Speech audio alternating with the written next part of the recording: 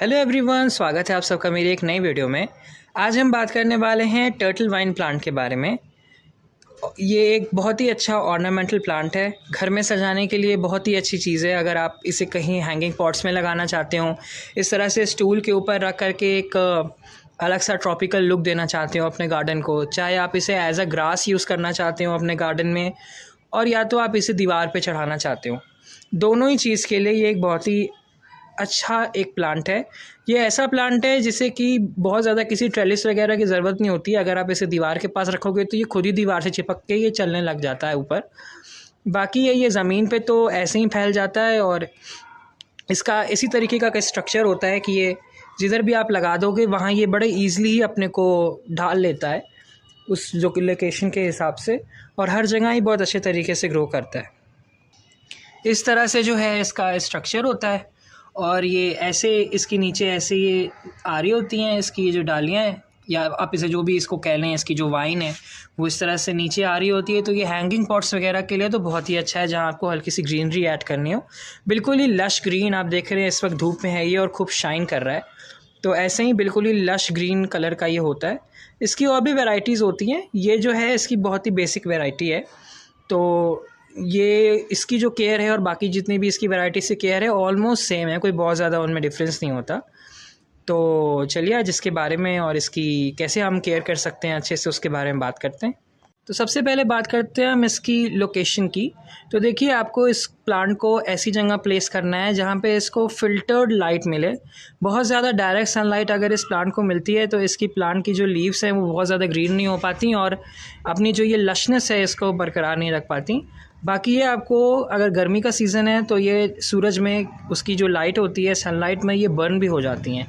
तो बेहतर है कि आप इसे किसी ऐसी जगह रखिए जो हल्का सा ह्यूमिड इन्वायरमेंट हो, और वहाँ पे बहुत ज़्यादा लाइट, एकदम डायरेक्ट सनलाइट ना आती हो, लाइक 5 to 6 आवर्स की इसको सनलाइट नहीं चाहिए। अभी ये जो प्लांट है मैंने वीडियो बनाने के लिए इधर रखा हुआ है, मगर यूजुअली जो ये प्लांट होता है ऐसी जगह पे होता है जहाँ इसको 1 to 2 आवर्स ऑफ मॉर्निंग की सनलाइट मिलती है, जो कि इसके लिए बहुत इनफ है। बाकी अगर आपके पास कोई ऐसी लोकेशन है जहाँ पे हल्की सी शेड आती हो, जैसे कि ग्रीन नेट हो गया, या कोई ऐसी बालकनी हो गई जहाँ पे बहुत ज़्यादा लाइट नहीं आती, तो वहाँ के लिए बेस्ट चॉइस हो सकती है। बाकी अगर आप इसे इंडोर रखना चाहते हो तो इंडोर के लिए भी बहुत अच्छी चॉइस है, मगर उस केस में आपको इसको किसी विंडो के पास रखना होगा जहाँ इसको एटलीस्ट थोड़ी बहुत सन की जो लाइट है वो इसको नेचुरल जो सनलाइट होती है वो इसको मिलती रहे। क्योंकि ये अंदर अगर आप इसे रखोगे घर के तो हो सकता है कि ये रूट रॉट हो जाए, क्योंकि ये ऐसा प्लांट है जो अपने अंदर वाटर होल्ड करके रखता है। अगर आप इसकी लीव्स को दबाएंगे तो उसमें से पानी निकलता है। तो ये एक ऐसा प्लांट है, क्योंकि ये ऐसा प्लांट है जहाँ जो कि ट्रॉपिकल रीजन्स का प्लांट होता है ना ये, तो जो बड़े बड़े पेड़ होते थे जंगलों में उनके नीचे ये एक तरह की बेल होती है जो उनके नीचे उगती है। जो हैवी रेन फॉरेस्ट होते हैं उन जगहों पे ये पाया जाता है, तो उनमें ये एल्गी के साथ साथ ये भी लगे लगे उन पेड़ों में उगता है। ज़मीन की जो नीचे का पूरा फोलिएज होता है उसको पूरा कवर कर देता है। तो ये एक उस तरीके का प्लांट है। तो आप इसे ऐसी जगह ही रखिए जहाँ पे इसको शेड मिलती हो, या जहाँ पे इसको बहुत ज़्यादा सनलाइट ना मिलती हो।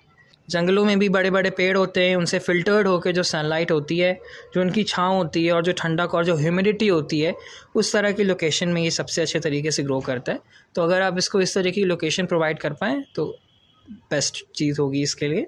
बाकी अब हम बात कर लेते हैं इसकी वाटरिंग की।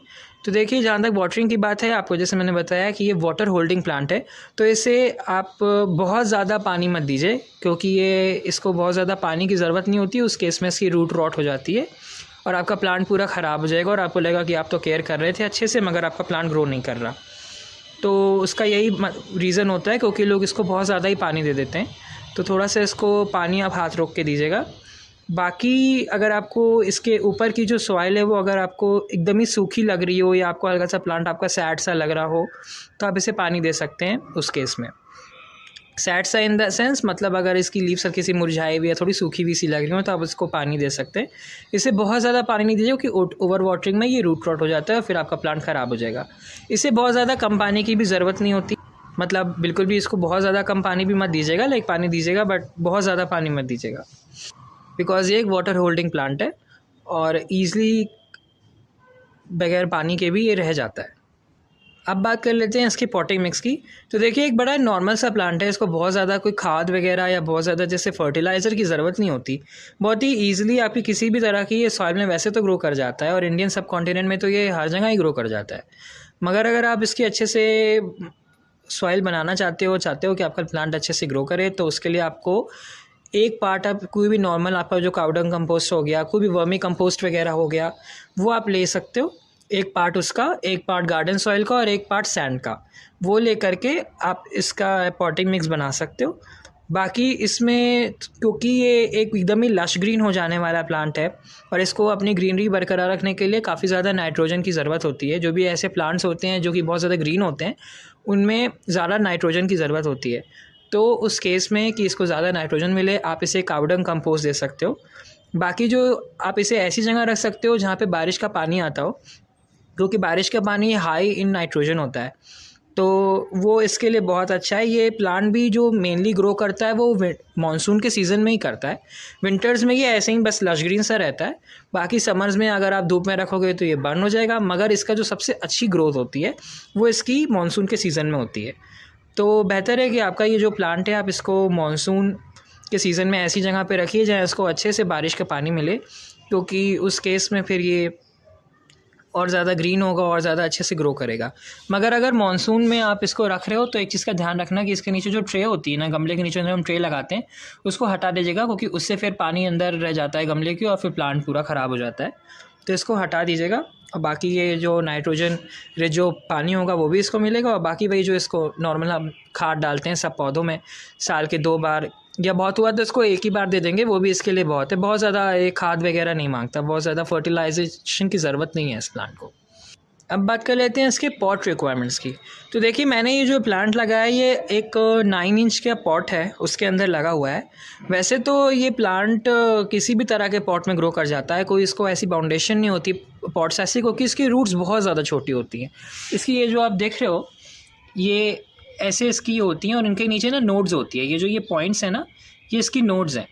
तो यहीं से इसकी छोटी छोटी सी रूट्स निकलती हैं और वो बहुत ज़्यादा डीप तो होती नहीं है, मुश्किल से 1 या 2 इंच अंदर जाती हैं गमले में। तो आप चाहो तो आप इसे ट्रे जैसे गमले में भी लगा सकते हो, बट उसके इसमें फिर आपको इसको पानी का ख्याल रखना होगा।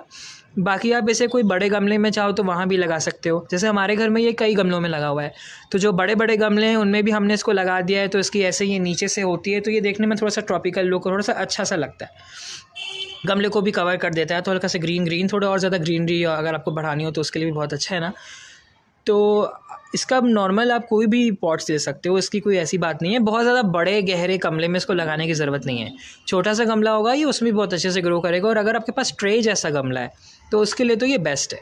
ट्रे जैसा गमला है, बहुत ज़्यादा गहरा नहीं है, तो वहाँ के लिए आप इसको लगा सकते हो और बहुत ही अच्छे तरीके से ये उसमें ग्रो करेगा। बिल्कुल ही ऐसे एकदम लश ग्रीन होकर के फैल सा जाएगा और आपके गार्डन को एक बहुत अच्छी सी लुक देगा।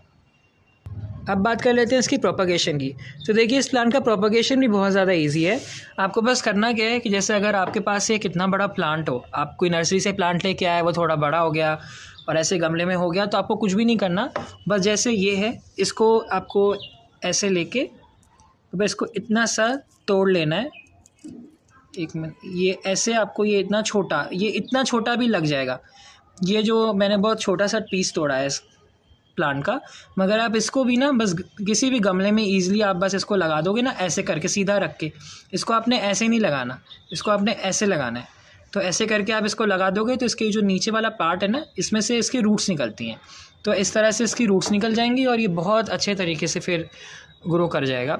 उसी में बहुत जल्दी ग्रो कर जाता है। बहुत ज़्यादा ये ऐसा प्लांट नहीं है कि आप इसको लगा दोगे और ये फ़ौरन ख़राब हो जाएगा। इसे कहीं भी आप गमलों में लगा सकते हो और इसे बहुत ज़्यादा मल्टीप्लाई कर सकते हो। हमारे पास एक बहुत पुराना प्लांट होता था, उससे हमने कम से कम इसके 20-25 प्लांट बना लिए। तो ऐसे ही होता है। इसका एक छोटा सा पीस जैसे ये ज़मीन में गिरा है ना इधर, वो भी अगर लग जाएगा, अगर आप किसी इसको मिट्टी में डाल दो या मतलब किसी भी सॉइल वगैरह में डाल दो, ये बहुत इजी तरीके से बहुत ही ईज़िली ये ग्रो कर जाता है। बस आपको एक बहुत ही बेसिक और नॉर्मल सा पॉटिंग सॉइल बनाना है और जैसा मैंने आपको बताया है, और उसी तरीके से फिर ये बस उसी में लगा दीजिएगा और ये प्लांट बहुत अच्छे से ग्रो कर जाएगा। अब बात कर लेते हैं इसमें किसी पेस्ट अटैक्स वगैरह की। तो मैंने तो अपनी पूरी लाइफ में इसमें कोई भी पेस्ट अटैक्स आज तक देखे नहीं है।